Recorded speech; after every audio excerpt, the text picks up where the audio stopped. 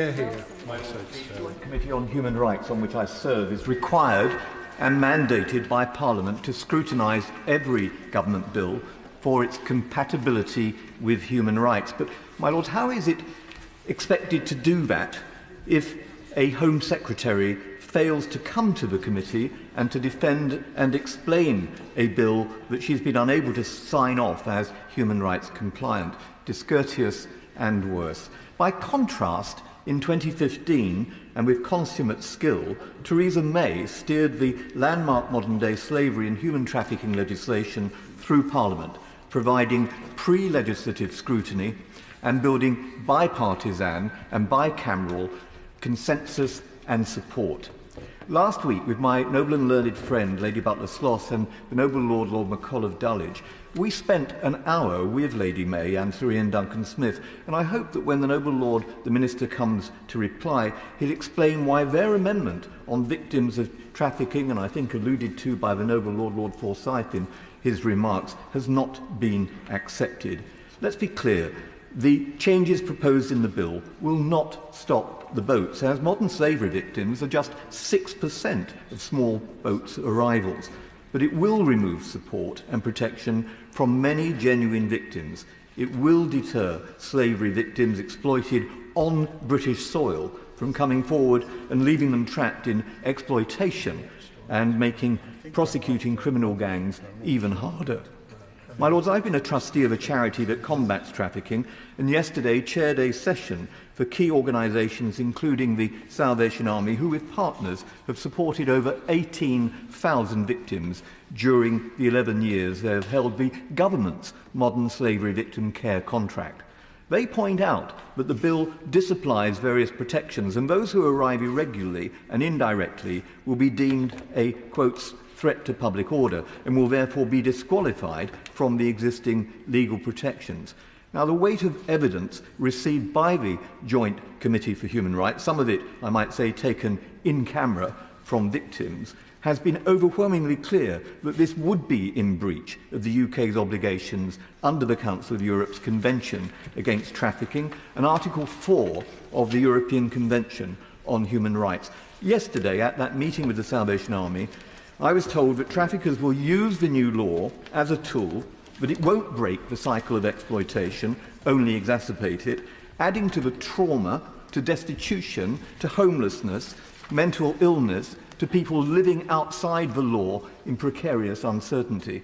Paradoxically, my Lords, will empower traffickers and brothel owners and disempower the victims.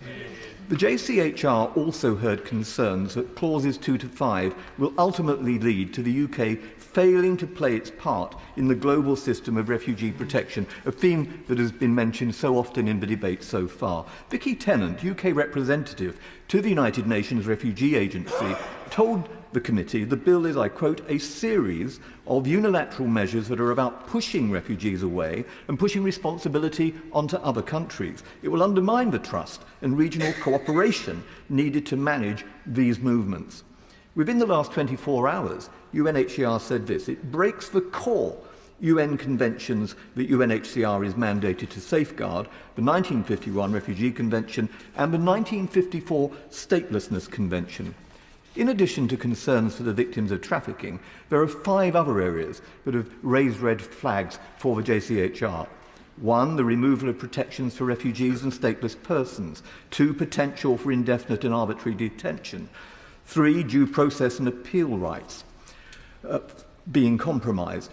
4, concerns over interim measures. And 5thly, and lack of protections for both accompanied and unaccompanied children, a point, of course, properly made by the noble Lord Dobbs, whose amendment on children I seconded when it was considered and supported right across your Lordship's House.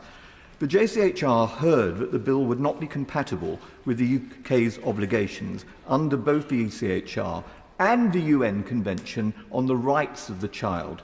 2 experts said the provision, quotes, creates risks of Article 5 breaches, while Welsh Women's Aid said there would inevitably be, quotes, an increase in the number of women and children exploited in hidden and organised illegal trade.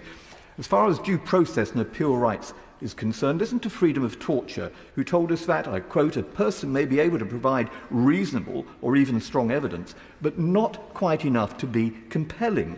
Very many refugees, they say, will not be able to surmount this evidential burden, putting them at risk of harm." My Lords, the bill also gives ministers legislative permission to ignore interim measures indicated by the European Court of Human Rights and to breach various international and domestic legal obligations and risks breaching others. Several witnesses told us that the bill is so bad it's simply incapable of amendment and that we should undertake post-legislative scrutiny first of the Nationality and Borders Act, which only came into force in January, before legislating further. If it proves impossible to amend this bill in the ways that many noble lords have argued during the course of this debate, then we should have no hesitation of using our constitutional right to defeat it at third reading. But, my Lords, I agree with others in saying that it is our duty to consider this bill at committee and report. Let me end. In 1938, the independent MP, Eleanor Rathbone, established a parliamentary committee on refugees. In 1940, during a 6-hour debate, when Europe faced the challenge of enormous numbers of displaced people, she argued that in addition to the humanitarian case, there were hard-headed reasons for the UK to lead the international response. She said, "It's not only in the interests of humanity and of refugees, but in the interests of security itself." Her speech and its description of dog-whistle politics and the stigmatisation of refugees bears careful study today.